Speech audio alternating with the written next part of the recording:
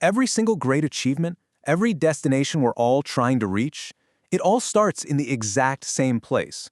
And it's not with a physical step or some big action. It starts with something much more fundamental, just a thought. All right, so let me ask you something to test this idea. Who was the first person to land on the moon? The name that pops into your head seems pretty obvious, right? But what if I told you that's not really the full answer? See, the real first step on the moon, that wasn't taken in 1969. It was taken in someone's mind, maybe in 1959 or who knows, even earlier than that. Before Neil Armstrong could physically go, his thought had to get there first. An achievement like that isn't just a random idea. It's the result of a thought that was nurtured for years and years. But here's the thing, and this is absolutely crucial. Just having the thought is only the beginning. Turning that powerful idea into a reality, well, that comes with a price. It comes with a necessary struggle. So let's dive into what that journey actually looks like. I want you to think of your goal like a tiny seed. It might seem small, but it contains the entire blueprint for what it's going to become.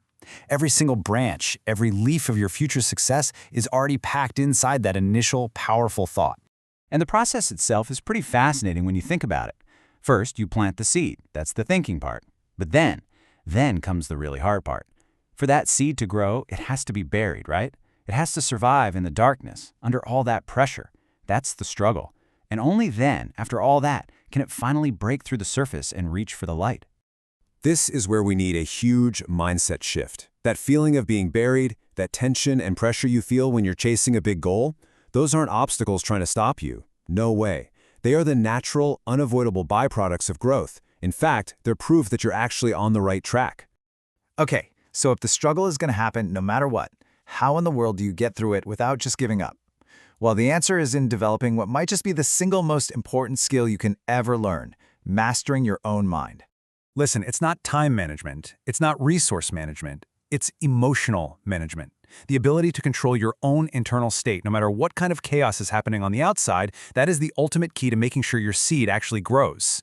So what are we really up against? It's all this noise, both inside and out. It's the people telling you it can't be done. It's that nagging urge to quit when things get tough. It's the personal problems that life throws at you and steals your focus. And of course, our old friends, doubt and frustration. They're always along for the ride, aren't they? All right, so how do we actually do this? How do we put this into practice? Let's look at a really powerful real-world example of emotional management in action. It's a super simple rule, but man, its implications are huge. Okay, so this rule comes from Indigo Airlines, and it's something that every single one of their pilots has to do before they get into that cockpit and take responsibility for hundreds of lives. Just imagine seeing this sign right before you enter the cockpit. It's a literal line in the sand. It means that no matter what is happening in your personal life, an argument, a bad day, financial stress, it stops. Right there. It cannot enter the cockpit with you. The lesson here is just so incredibly clear. Your personal story and your professional mission are two completely separate things. Your cockpit, and I don't care if it's your office, your art studio, or just your laptop, that space is sacred. To perform at your absolute best, you cannot let your personal emotions sabotage your professional mission.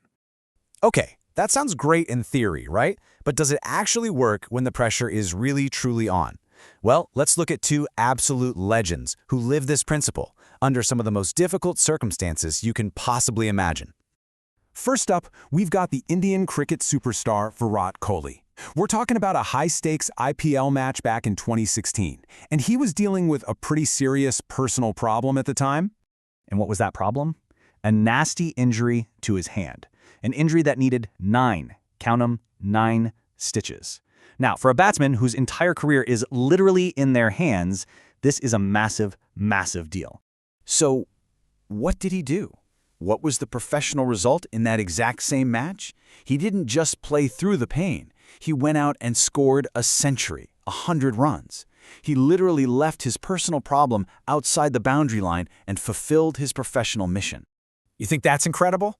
Okay, let's take it up a notch with an even more extreme example. Another cricket legend, Anil Kumble, during a test match back in 2002. So, his personal problem?